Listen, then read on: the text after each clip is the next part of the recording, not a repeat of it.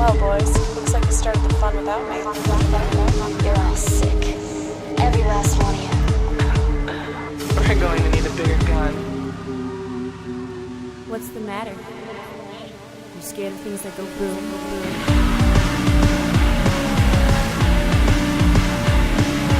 Give me one goddamn reason why I shouldn't blow your goddamn brains all over that goddamn wall. It's the week of no excuses here on Double Feature. With your hosts, Eric Ingram and Michael Kester. I will tell you what it means. What it means is you can currently acquire the 2 films we're doing today on the show for free. Oh, I get what you mean. On the internet. You're saying that there is no illegality that accompanies downloading A Bucket of Blood or The Tingler. You know, in my capitalistic world, I assume that people make a decision to either see the film and pay money or don't pay money and not see the film. Yeah. But yeah, I suppose the unspoken third option of steal the film. I didn't say steal the film. I just said you could download the film for free. A free download. It's true. If you go on the website, doublefeatureshow.com, and you look up The Tingler and A Bucket of Blood, if this is a recent episode when you're listening, that should be at the top of the page. You can actually download this for free. In fact, there's going to be a whole page of public domain films that we've covered right on there. So Go on the episode page, download these movies if you haven't seen them, because we're going to spoil them. What are the names of the 2 movies? We're doing The Tingler and A Bucket of Blood. Beautiful. So we're going to spoil those 2 movies. If you haven't seen one or the other, or you're not interested, or you want to save 20 minutes of your time or whatever, you can use the chapters. This beautiful little feature built into the show where essentially you can go up to the menu or hit skip on your iPod or what have you, and skip over the section of this episode that contains this intro or The Tingler or A Bucket of Blood or even the ending. Maybe we get done talking about... Skip the outro. We get done talking about A Bucket of Blood. You don't want to spoil what happens next time on the show. You just skip right to the end. A lot of people have trouble getting into older films, kind of black and white stuff. Uh-huh. These are 2 great ones. Oh, yeah. I mean, public domain isn't the real theme. The real theme is getting, once again, back into this great rainy day double feature stuff. The stormy, stuck inside, we did Clue and The House on Haunted Hill. That was perfect for that. Yeah, absolutely. And I submit to you, we have another perfect one. But we also have a perfect set of films if you're trying to get into older stuff. These may be some of our absolute favorite black and white movies definitely. Ever. Everyone will have a fantastic time with them. So we'll start with The Tingler. Okay. Now, The Tingler, much like The House on Haunted Hill, was a William Castle movie. Yeah, you can't talk about The Tingler without talking about William Castle. That's for fucking sure. You can't even see The Tingler without talking to William Castle. I guess that's true. You get an introduction by him. He's a weird guy. Producer-director of this film. Among other things that we'll surely talk about, he also produced Rosemary's Baby. I mean, between him and Corman, we're talking about some no fucking around producers today on the show. Corman will come up in the next movie. It has nothing to do with this one, but as a producer, William Castle was, I mean, the guy mortgaged his house to independently produce his first of the gimmick films that he did. Yeah. Before he did everything under William Castle Productions, he had to basically sell off his house, mortgage his house, so that he could get the money for that. So anyways, the thing he comes on the show to tell us is that a scream at the right time may save your life. Yeah. Which I suppose is technically true. Right. Yeah, I suppose so. If you find yourself in a certain situation, screaming may in fact save your life. Right. But the movie doesn't go on for very long before I realize the other thing I miss is Vincent Price. Yeah. Oh my God. He was in House on Haunted Hill, the other William Castle movie. Mm-hmm. That was the second of the 2 they did together. Yeah, and we also saw him in The Last Man on Earth, which came before I Am Omega, which came before I Am Legend. I believe it was The Omega Man. I'm sorry. I Am Omega's the book. Wrong show, Michael. Wrong show. So we have had opportunities to talk about Vincent Price before.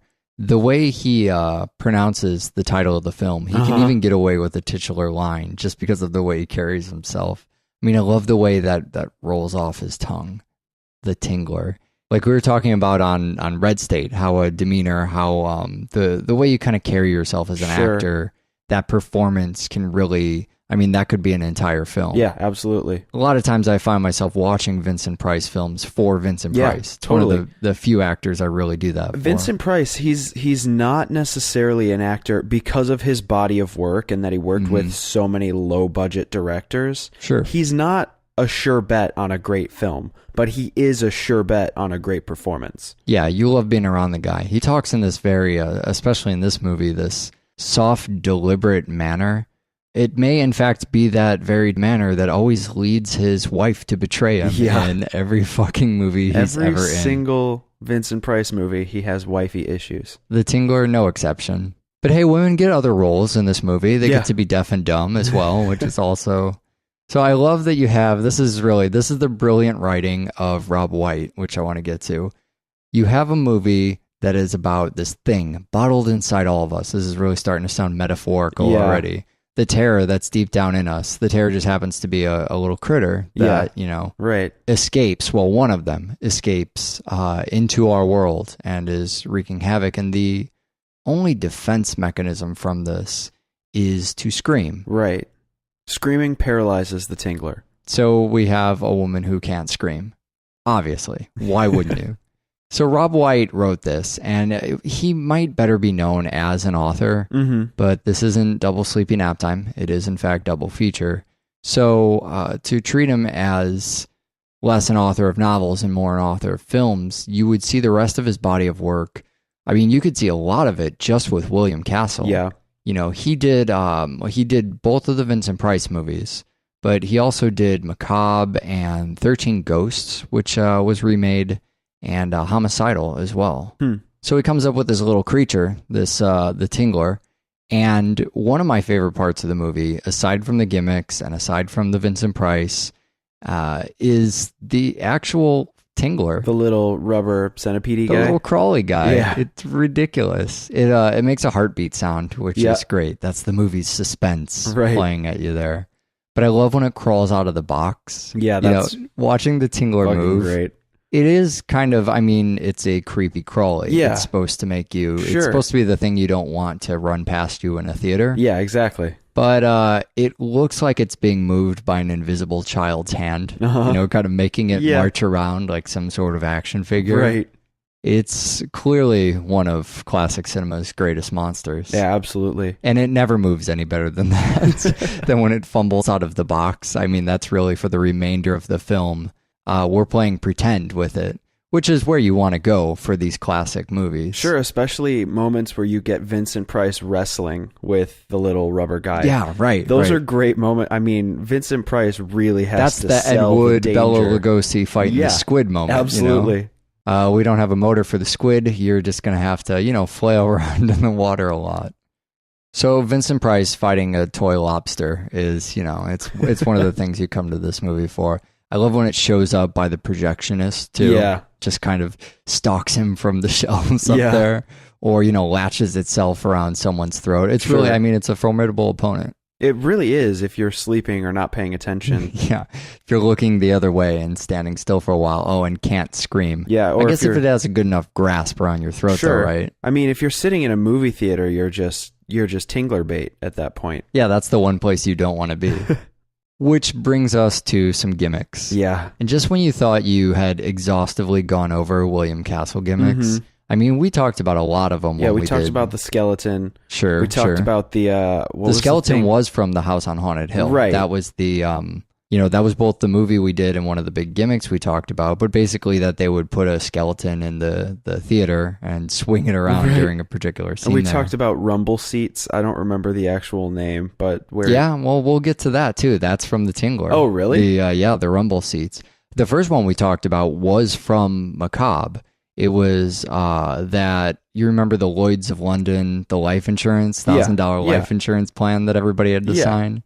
So, he'd made these people go in and sign this or get these insurance claims. And it was part of hyping up his movies. That was a lot of how he sold these things. Media circus every time, put ads in the paper and do all sorts of bizarre things for him.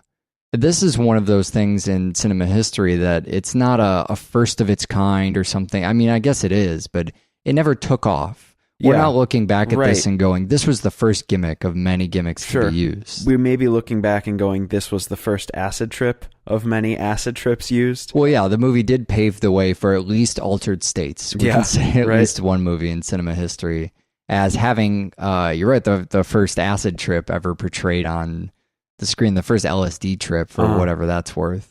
And of course, just as you get to see Vincent Price fight off a Mad Lobster, you get to see him fight off LSD too. Fight the ravishes of LSD.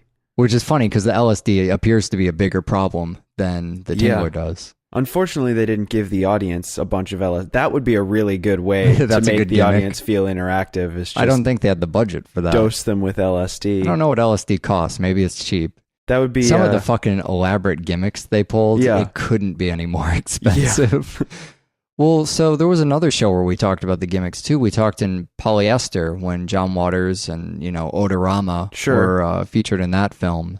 And John Waters was a big fan of the castle gimmicks, and so he brought those back. The entire idea of smell-o-vision and that comes from William Castle. But the gimmicks are hokey, and so, they're not called back to, probably because they didn't work either. They don't work for work. one guy who did this. There's a lot of effort that has to go into them for very little payoff, especially now in a wide release setting. Well, I think if we were to be extremely nice to William Castle, we could perhaps attribute viral marketing and found footage. And those are ARGs or some shit. Yeah, they're ultimately gimmicks that are used to sell a movie. They're used to publicize a movie. If we were to try and trace the origins of Cannibal Holocaust or Blair Witch a little further, we might find some roots in William Castle. Right. So there's a few for this movie, and when we talked about The House on Haunted Hill, it was a good way to bring up a lot of the Castle gimmicks, but I think this is a far better way to experience a lot of the William Castle gimmicks. What I like about the Tingler is that it retains part of the gimmick in a couple of the things it does. One, it asks for the scream. Sure. So, where most of these gimmicks we talked about, a flying skeleton in the theater and all that, that was lost. That's an experience that was just there at the time for the theater. And had you just found William Castle on Netflix or on doublefeatureshow.com, apparently, never fucking know. You'd have no idea. You would have no idea. In this movie, however, some of the gimmicks are more apparent. So something a little weird's going on in that theater scene. That was the buzzers we'll talk about, but urging Vincent Price making a call to arms for the theater to start screaming. And then William Castle at the time was planning screamers in the audience because they had fucking mono sound. Could you imagine this movie, that scream scene with Dolby surround sound? Yeah. I mean, get some serious, 7.1 or whatever's packed into theaters these days. It would be terrifying. It would be absolutely awful. So instead, he created his own surround by planting people in the audience. It was just their job to scream. He would send them out to theaters, and they would go there and they would scream during this scene. And, they had to go to every showing. I mean, this is a pretty bizarre job to have. Sure. He'd also get people to faint and be carried out by nurses and then driven away in actual ambulances. So, they're doing this over and over every time the movie plays. It's got to be pretty exhausting. Sure. Well, can you imagine going and seeing the movie again with friends? Right. Oh my God, right. I saw this movie. Let's go back and see it later tonight. And then it all happens a second time. Same woman faints. Yeah, it's, Wizard of Gore when we watched Caston's remake of that. Yeah. And, seeing these same strange events happening time after time. My favorite one, and this one really has the staying power, is the black and white and color scene. Yeah. So while these are both black and white films today, there is a small bit of color, a scene that they actually claim that they filmed it in color and used black and white, a black and white set and black and white makeup. The effect is pretty unbelievable when you see it. Really, really good. So she walks into this bathroom, and when you pan to the sink, it's in red. This is the greatest gimmick of all because myself, I knew things about William Castle, but I don't spoil anything for myself before I go into this movie, so I didn't really know anything about the Tingler. And I would later look up all the gimmicks and see all the fun stuff and read about that. William Castle's got an autobiography and stuff. But a scene like this, you actually see it in the movie, and it still shocks you today. it will shock you forever. Right. Because you never expect a black and white movie to have red blood. And they had the ability to do that at the time, but the movie's still coming out in black and white. It totally disarms you. And then you see that, and it's one thing when it comes from the faucet, but then to pan over to the bathtub, Yeah, with you the know, and hand. see that. Oh my God. I think it was, it had to be one of the Nightmare on Elm Street movies. We talked about that same kind of method. Right. Where it was, let's, you know, paint everything black and white. We'll do the makeup in black and white. And that's how we do, you know, our selective color stuff. But we have to get to what is easily the most well-known one, which is Percepto. That is the seat buzzers. Okay, it's called Percepto? Percepto. Okay. The idea that you could, I guess, perceive the feeling people in the movie were getting. Of the tingler? The tingling sensation, let's say. Well, here's how this came around. So they have this little creature that I adore. And they're looking at a lot of different options for how do we make it feel? Because the scene that Percepto took place in is the scream for your lives scene, where they shut off the light, and even at home, you still get the same effect as you would, you know, in a movie theater. With the exception that they wanted this to be a Universal Studio ride. I mean, not actually, but Universal Studios would later do things much like this and having these interactive kind of you ever been on one of those? No, I've never been to. There was a Honey, I Shrunk the Kids one. I think there was a... I know it was a Terminator one, right? Yeah, I was just thinking, I don't know if Terminator does that or not, but they have these kind of practical effects built in. I guess that stuff is then owed to William Castle as well. But it makes a lot more sense for them because they have a theme park. Yeah. They just do this showing over and over until the ride ends, until it's no longer featured in the park. So the Tingler crawls across the screen and then starts crawling around the theater. Mm-hmm. Now, if you ever have the chance to see the Tingler in a movie theater, obviously it's not going to have some of these effects built in, but to actually feel that theater scene in a theater must be pretty amazing. Sure. To see a projected bug thing on the screen, I mean, it's great even at home. It really is. So as it's crawling around the theater, they want to give people the feeling that it may be crawling right past them. Right. It may be brushing past your legs. So they're looking at all these different options for, you know, making it feel like something is scuttling by you. And nothing made sense. They couldn't really make anything work. And so what they ultimately decided on was these World War II buzzers to be put in seats to basically make the seats vibrate. Castle always talks about it, you know, he electrified the seats, which is kind of not actually what really happened. But they put giant vibrators in the seats. Yeah, that's it. That's a different kind of experience for a different kind of theater even. But what makes this such a well-known event, I almost said a well-known failure, but you know, I think it worked out. It gained its notoriety.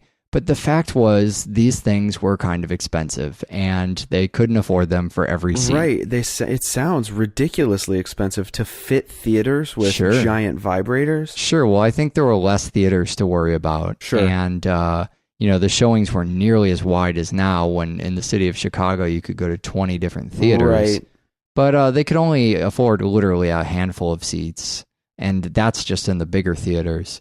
So that thing where he comes out to the audience in the beginning and says, you know, some people in the audience will experience this, that's probably because they had, 2, 3 of these things wired into the chairs. And the projectionist, it was his job to set them off during the screen scene.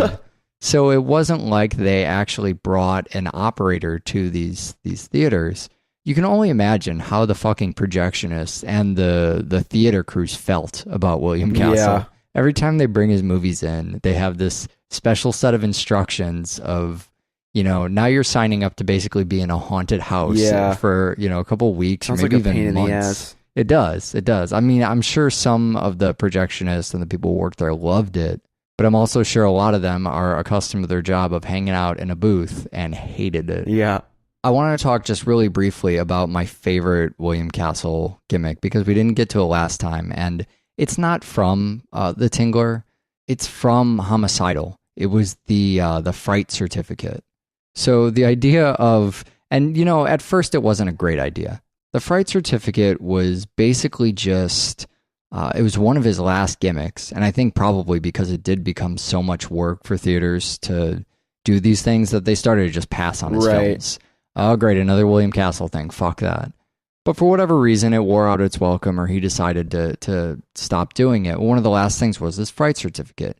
He put a countdown in this movie right before the film's climax and basically said if you couldn't handle it during this countdown, you were allowed to leave the theater and get a full refund. If it was too scary for you, so many people were going to have to run screaming out of the movie that they would give you a refund. The problem here was that people actually left the film. Not a lot of people, but enough of them to upset Castle. Sure. So this is where it gets really good.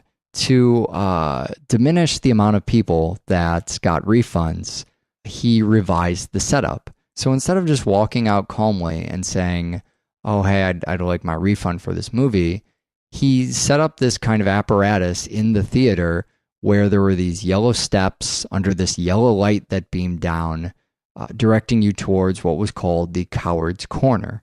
And the Coward's Corner was this big yellow booth with a nurse in it who would take your blood pressure. And then as you walked through the Coward's Corner and basically were processed for your refund inside the theater, you had to do it, first of all, in front of the audience, who would loudly, mock you. Sure. But even more so than the people who might be sympathetic at the time, the audience that might be sympathetic, there was a recording that would play that would basically call you a chicken and mock you in front of everybody else in the theater over the movie. He was literally doing this. A lot of people, you need dead silence in a movie. Nobody likes being behind the kids that are talking the whole way through. William Castle said, fuck that. I'm going to have a blaring loud recording that mocks my audience if they want to leave.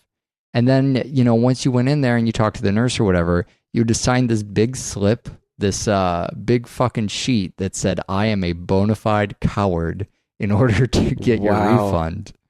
Needless to say, people stopped asking for refunds. Yeah, I would. Oh my God, that sounds like such a pain in the ass, though. No, it really is. So let's add bureaucracy to the horror experience. That's what it's always been missing. Yeah. I think I would have done it just to have my bona fide coward certificate. Imagine what it would be like to have one of those today. It's great. So A Bucket of Blood is the other film, and near and dear to both of our hearts here. Oh my God, do we love this film.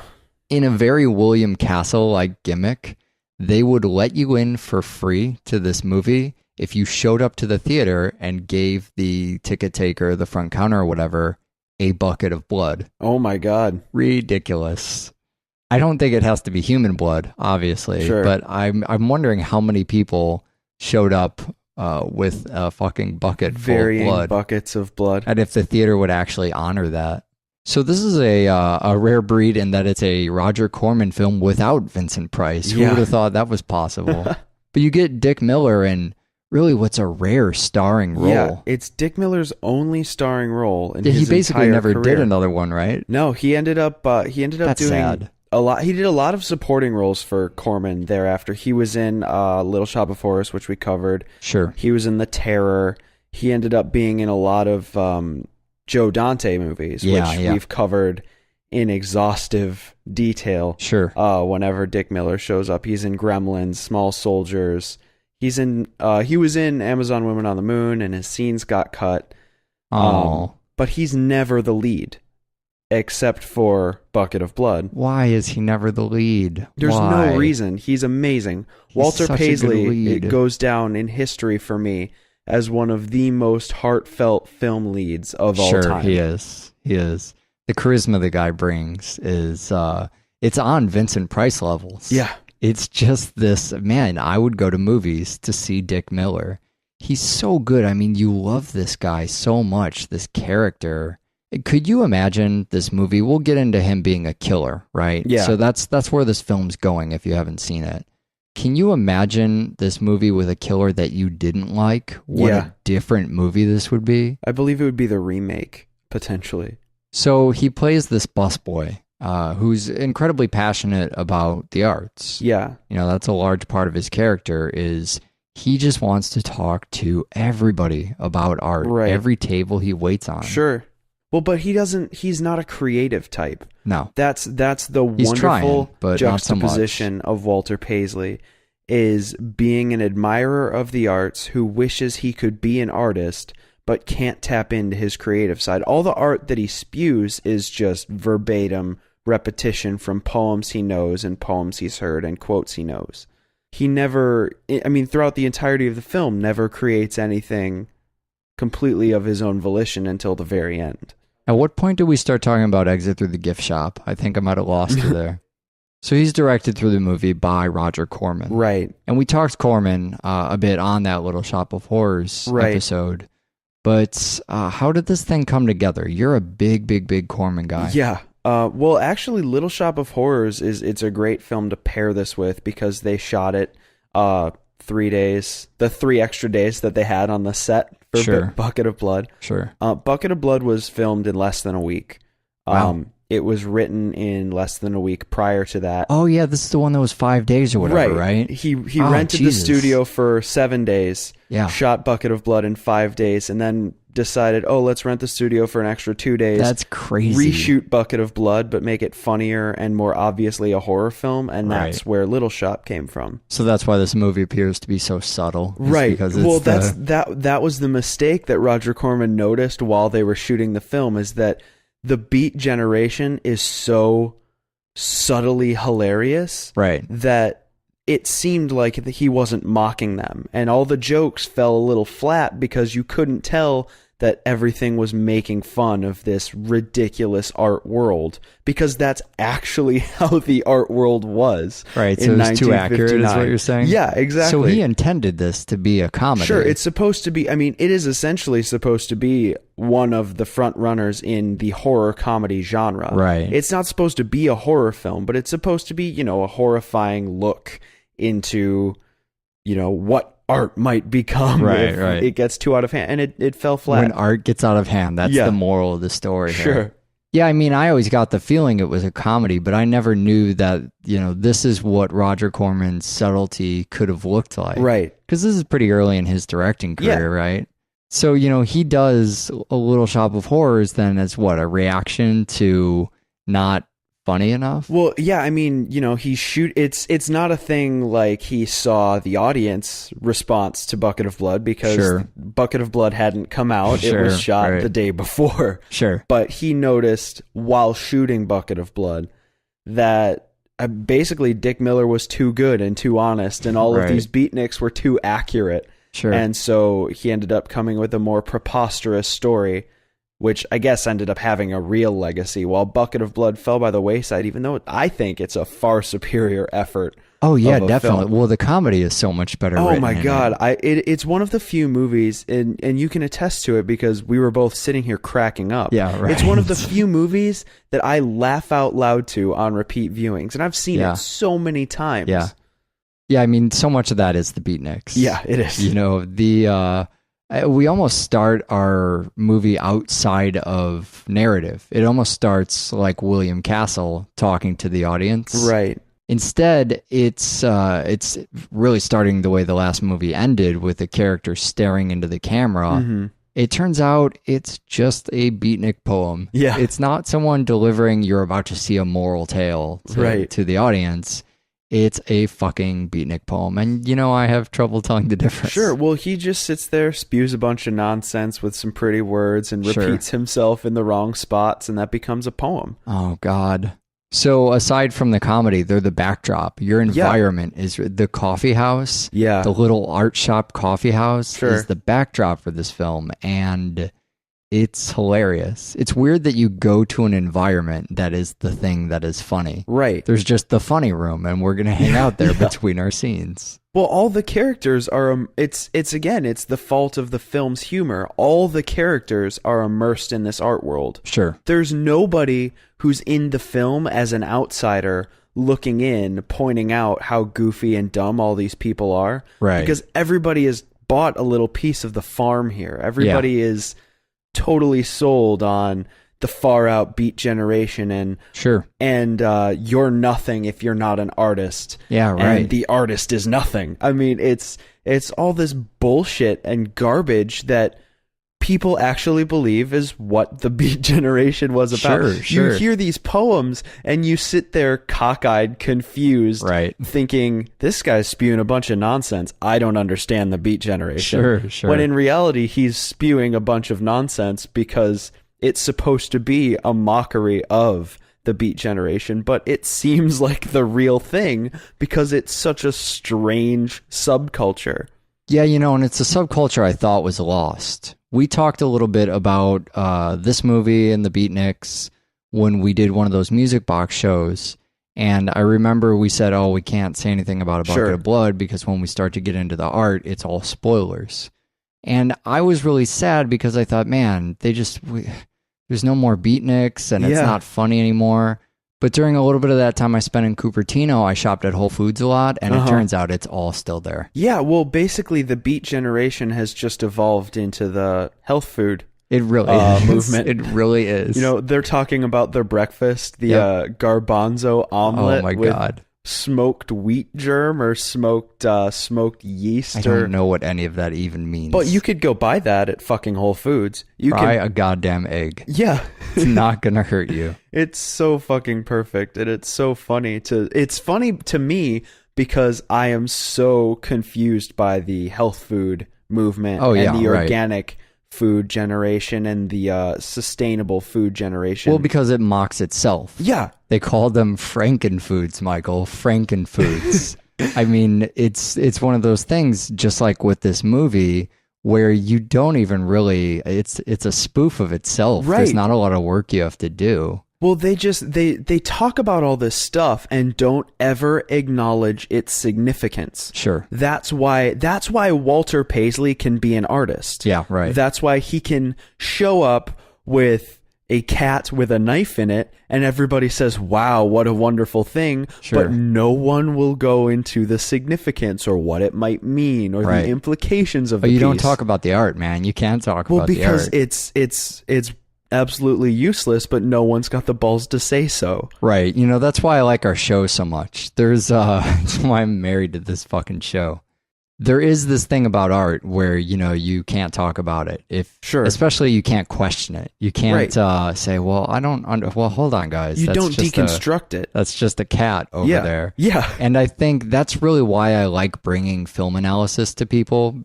And, you see that in film analysis, too. It gets so pretentious and loaded that in order to do it, it has to be art itself. Right. It can't just be two people, cussing like sailors on the goddamn internet. We don't come to this show with the pretense of trying to come up with eloquently stated... No, not at all. We said giant vibrators at least twice on this show already. Great. Maybe you chaptered over it. But our show is the kind of show that brings you giant vibrators, while the art itself brings you Percepto.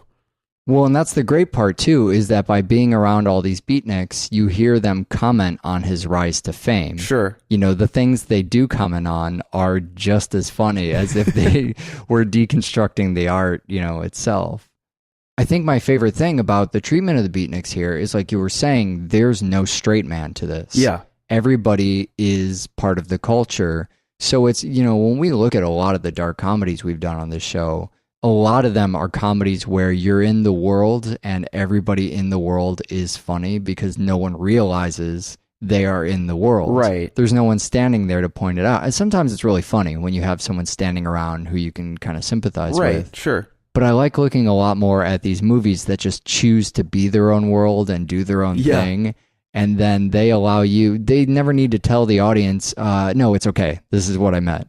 No, it's okay. I'm making fun of beatniks. The very danger that I seem to have just scolded Roger Corman for, that's actually what I appreciate about it. I like that people come to this movie and aren't quite sure if we're making fun of the beatniks or doing a documentary about them. Well, it's so fun. It's such a fun movie to watch with people because you notice as the film goes on. I remember this back from the music box. Mm-hmm. You watch the film and at the beginning, everybody's kind of staring at it, figuring out whether it's a bad movie or it's supposed to be funny. Yeah, and so bad it's good. Right. And as the film goes on, people start chuckling at dumb beatnik stuff, and then other people are, oh, maybe this is supposed to be funny. So by the end of the film, you get the moment where Walter shows his boss severed head. Yeah, right. And the boss is confused and the audience was just cracking up because you finally get to the moment where you realize this is a joke. Oh, yeah. It's just this if you're not there by that point already. Yeah. And it's this wonderful moment where everybody understands that beatniks were absolutely stupid. And it doesn't really make sense to be part of the beat generation because it's just a generation and it's just a movement that's based on never calling itself to any sort of light and just being shrouded in its own weird mystery. Other idea they tackle in here is that he's kind of an accidental artist. Right. And that comes through in this other thing, I guess, that's close to our hearts, which is horror and comedy coming together. Two great tastes that go great together. I really love the idea, first of all, that everyone has art in them. I think that's really cool. I mean, I love to encourage non-art kids to make art or to drag them along on things with me or just kind of see how that process works for somebody who's totally unaware of it or didn't think they had it in them. Here we have an accidental artist, which is even better. Yeah. It's somebody who, I mean, he wanted to make art, but he never could.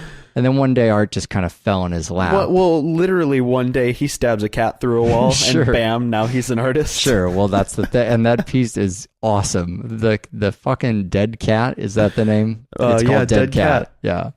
He's not bloodthirsty. He has not yet become a killer. It's just through his own bumbling. I mean, come on. If this isn't a funny commentary on art, he accidentally becomes an artist by stabbing a cat through the wall. And so it's first through that accident, but later through his own misguided self-defense that he creates his second piece. And eventually it's sort of because he just wants to make art. Sure. Well, it's not even, it becomes less about making art and more about being an artist. Yeah. It becomes more about the social perception of Walter Paisley, the artist. Sure. He ends up because he can't create except to kill. That is how he reproduces his masterpieces. Well, and essentially it just gets to the point right around the time, I don't know what it's called, Strangled Woman, The Nude. Yeah, right. It gets to the point where he officially reconciles, if I'm going to be an artist, I also need to be a murderer. Yeah. And I think I'm okay with that as long as people like me. Well, he has to be. He has to be. That's the part of the comedy that I think elevates it above just spoof. Sure. It's not just, oh, here are beatniks. I mean, that is the very, very deliberate written part of he has to kill in order to make art. He's the art killer. And some of his pieces, I mean, I'm not going to lie to you. I think they're actually kind of awesome. Sure. I think I would love to have Murdered Man as a hat rack in my apartment. Well, these sort of dead silhouette. I mean, you mentioned the nude one. That and the cat, I think, are probably my two favorites. Yeah, and then my two favorites are the other two. So good job, film. Way to go. It's a funny concept, but, you know, the other thing I've always liked about it is I think it touches on a very real concern. As an artist, I mean, you know, you worry about being a one-hit wonder. Sure. That you might be accidental. Yeah. And I don't want to say that every artist has that sort of humility problem or fear of perception. Yeah, the self-esteem concern. You know, not everybody goes, "Oh, am I a terrible artist?" Maybe that's pretty universal. I don't know. But the question comes up, can you continuously churn out good work? Do you have it in you, or was it just the once? Just the original thing you did or the first couple things you did? Do you have anything to say anymore? And it's something they touch on really abstractly, you know, by his fear of staying in that culture. He wants to remain an artist, so he has to kill. But I think all of those artists, that's sort of the self-fulfillment of the beatniks. It's why they talk about things the way they do, because they're all afraid of dropping out of their club. They all want to be constantly perceived as artists. Mm-hmm. But for an artist, I mean, that is everything for them. You know what I mean? That creating art, especially if it's your livelihood, it is their life. It's their circle of friends. It's, for some of them, it's their living.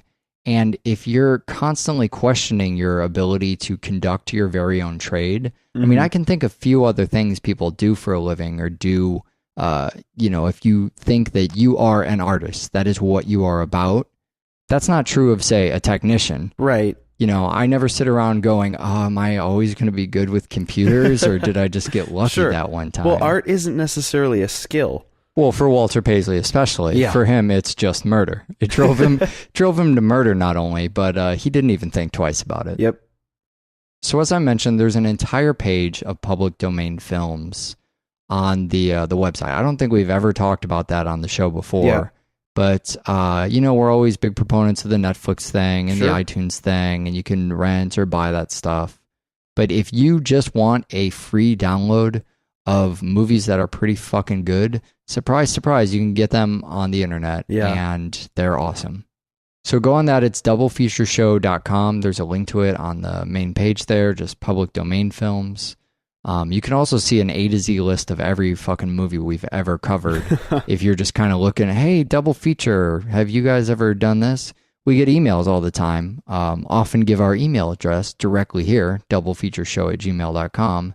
And people email us and they say, hey, why don't you guys do... The King of Kong? Yeah, Fistful of Quarters. Perfect example, right? So it turns out we've done that. Turns out we've done half the movies people ask us about. Yeah. So you can go on the website, you could see them A to Z, or you can see a gallery of the cover for every single movie ever that we've covered anyways. Yeah.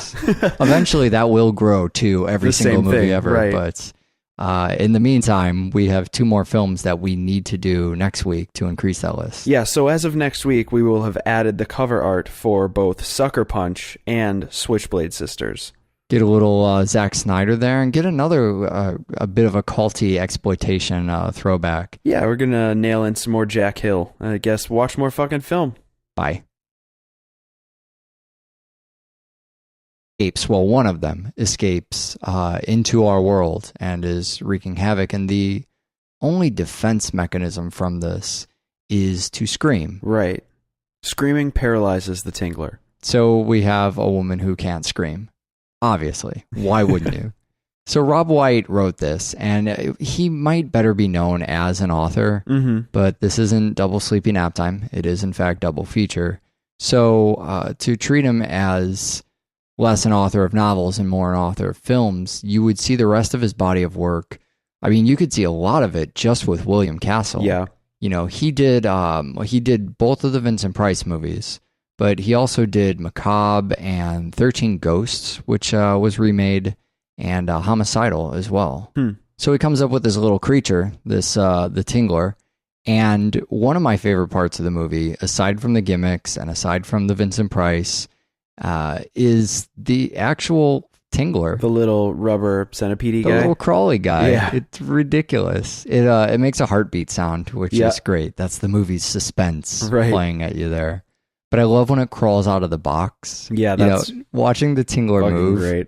It is kind of, it's a creepy crawly. Yeah. It's supposed to make you, Sure. It's supposed to be the thing you don't want to run past you in a theater. Yeah, exactly. But it looks like it's being moved by an invisible child's hand. Download these movies if you haven't seen them, because we're going to spoil them. What are the names of the 2 movies? We're doing The Tingler and A Bucket of Blood. Beautiful. So we're going to spoil those 2 movies. If you haven't seen one or the other, or you're not interested, or you want to save 20 minutes of your time or whatever, you can use the chapters. This beautiful little feature built into the show where essentially you can go up to the menu or hit skip on your iPod or what have you, and skip over the section of this episode that contains this intro or the Tingler or A Bucket of Blood or even the ending. Maybe we get done talking about... Skip the outro. We get done talking about A Bucket of Blood. You don't want to spoil what happens next time on the show. You just skip right to the end. A lot of people have trouble getting into older films, kind of black and white stuff. These are 2 great ones. Oh, yeah. Public domain isn't the real theme. The real theme is getting, once again, back into this great rainy day double feature stuff. The stormy, stuck inside, we did Clue and The House on Haunted Hill. That was perfect for that. Yeah, absolutely. And I submit to you, we have another perfect one. But we also have a perfect set of films if you're trying to get into older stuff. These may be some of our absolute favorite black and white movies definitely. ever. Everyone will have a fantastic time with them. So we'll start with The Tingler. Okay. Now, The Tingler, much like The House on Haunted Hill, was a William Castle movie. Yeah, you can't talk about The Tingler without talking about William Castle. That's for fucking sure. You can't even see The Tingler without talking to William yeah, Castle. I guess that's true. You get an introduction by him. He's a weird guy. Producer-director of this film. Among other things that we'll surely talk about, he also produced Rosemary's Baby. I mean, between him and Corman, we're talking about some no fucking around producers today on the show. Corman will come up in the next movie. It has nothing to do with this one, but as a producer, William Castle was, I mean, the guy mortgaged his house to independently produce his first of the gimmick films that he did. Yeah. You know, before he did everything under William Castle Productions, he had to basically sell off his house, mortgage his house, so that he could get the money for that. So anyways, the thing he comes on the show to tell us is that a scream at the right time may save your life. Yeah. Which I suppose is technically true. Right. Yeah, I suppose so. If you find yourself in a certain situation, screaming may in fact save your life. Right. But the movie doesn't go on for very long before I realize the other thing I miss is Vincent Price. Yeah. Oh my God. He was in House on Haunted Hill, the other William Castle movie. Mm-hmm. That was the second of the two they did together. Yeah, and we also saw him in The Last Man on Earth, which came before I Am Omega, which came before I Am Legend. I believe it was The Omega Man. I'm sorry. I Am Omega's the book. Wrong show, Michael. Wrong show. So we have had opportunities to talk about Vincent Price before. The way he pronounces the title of the film, he can even get away with a titular line just because of the way he carries himself. I mean, I love the way that rolls off his tongue, the Tingler. Like we were talking about on Red State, how a demeanor, how the way you kind of carry yourself as an actor, that performance can really, I mean, that could be an entire film. Yeah, absolutely. A lot of times I find myself watching Vincent Price films for Vincent Price. Totally. One of the few actors I really do that for. Vincent Price, he's not necessarily an actor because of his body of work and that he worked with so many low-budget directors. Sure. He's not a sure bet on a great film, but he is a sure bet on a great performance. Yeah, you love being around the guy. He talks in this very, especially in this movie, this soft, deliberate manner. It may, in fact, be that very manner that always leads his wife to betray him in every fucking movie he's ever in. Every single Vincent Price movie, he has wifey issues. The Tingler, no exception. But hey, women get other roles in this movie. They get to be deaf and dumb as well, which is also... So I love that you have... This is the brilliant writing of Rob White, which I want to get to. You have a movie that is about this thing bottled inside all of us. This is really starting to sound metaphorical already. The terror that's deep down in us. The terror just happens to be a little critter that, escaped. Well, boys, looks like you started the fun without me. You're all sick. Every last one of you. We're going to need a bigger gun. What's the matter? You scared of things that go boom, boom?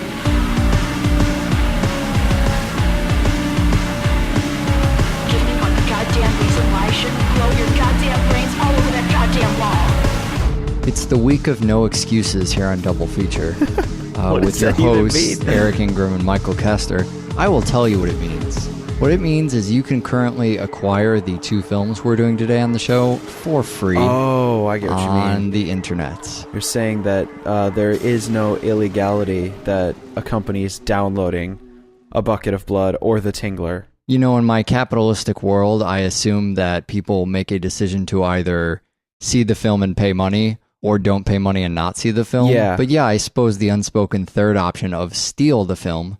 I didn't say steal the film. I just said you could download the film for free. A free download. It's true. If you go on the website, doublefeatureshow.com, and you look up The Tingler and A Bucket of Blood, if this is a recent episode when you're listening, that should be at the top of the page. You can actually download this for free. In fact, there's going to be a whole page of public domain films that we've covered right on there. So go on the episode page,